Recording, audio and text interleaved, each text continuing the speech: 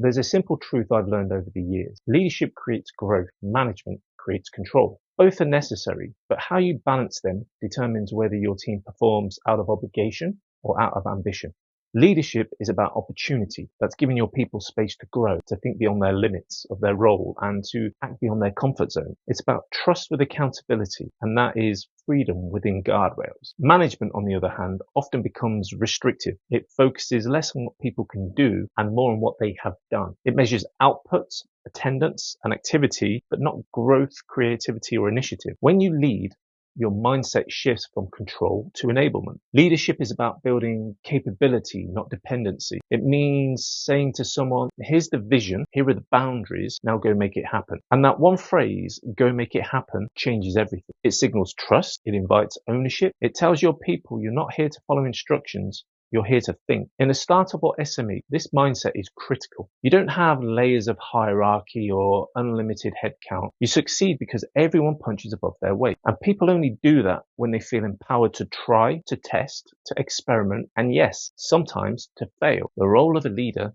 isn't to prevent failure, it's to build the safety net around it. This is creating the guardrails that keep the mission clear and the risks manageable, whilst also allowing your team the freedom to find their own best route forward. That's how innovation happens, and that's how people grow. Now let's contrast that with management. Management by design is structured around control. It's there to maintain order, ensure consistency, and protect efficiency, which all has its place. But when management becomes the dominant mode of operation, something happens. Curiosity dies, ambition fades, and initiative gets replaced by compliance. Because management focuses on what's being done, not what could be done. It measures hours at the desk, time on tasks, reports completed, rather than growth in thinking, problem solving, or capability. And when you overmanage people, you don't get high performance. You get quiet disengagement. People start stretching because there's no reward for effort, only punishment for error. In short, management maintains systems, leadership develops people. And you can't build a high-performing company